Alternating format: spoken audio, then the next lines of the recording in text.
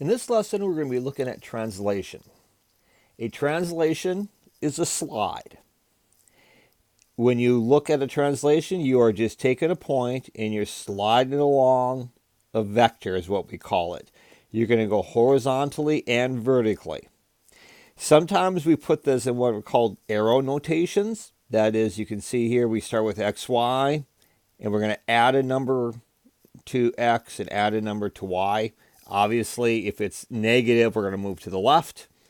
On the X, if we're adding a negative number to Y, we'll move it down. Or, more commonly, you're going to see what we call vector notation. Notice the parentheses look a little bit different on here. They're a little pointed, but this means we're going to move it to the right 7 and up 4. If we take a look at our first example, in our first example, we want to take this triangle, we want to slide it along the vector -3, 2. In other words, I'm going to take each point, I'm going to move it to the left 3 and up 2. So let's go ahead and do that. So I take T, I move it to the left 3 and up 2. And there's T primed. I take V, I move it to the left 3 and up 2. And I take U, I move it to the left 3 and up 2.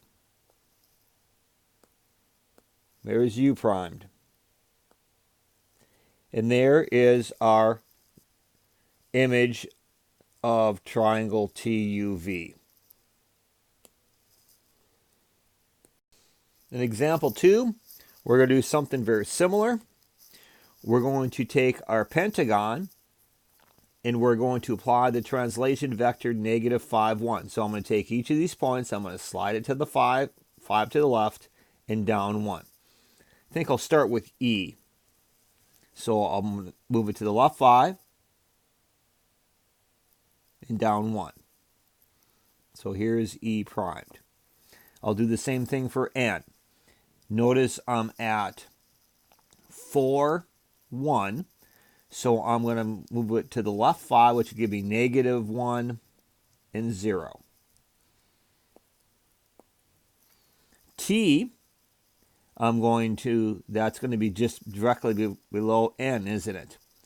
So I'm just going to go down 2 from N.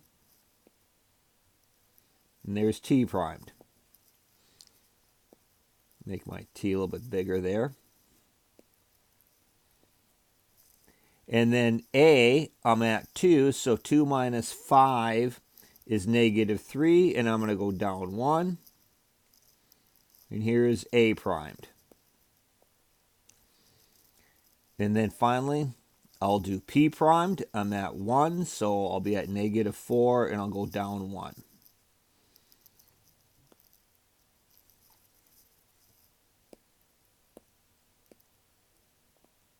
And there is our new pentagon. If I could draw a little bit nicer, I would. In our last problem, it tells us the graph shows repeated translations that result in the animation of a raindrop. We want to describe the translation of the raindrop from position 2 to position 3 in function or arrow notation and in words. So let's start first by looking at what's going on from position 2 to position 3. So I'm going from position 2 to position 3. There's my vector.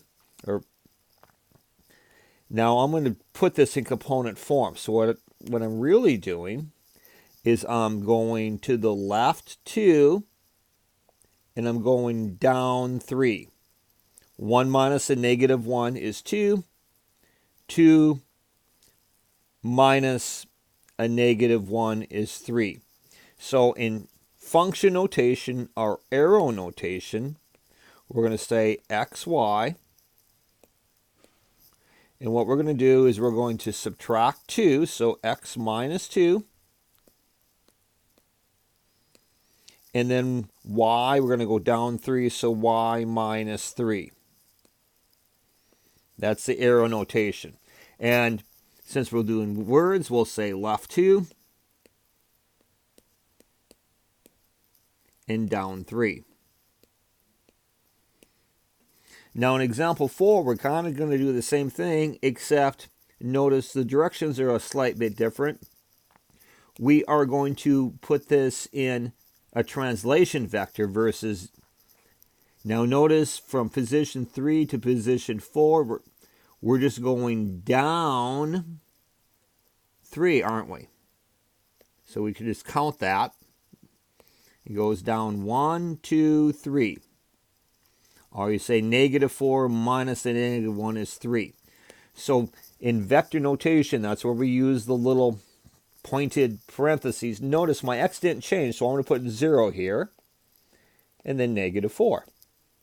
And we have it.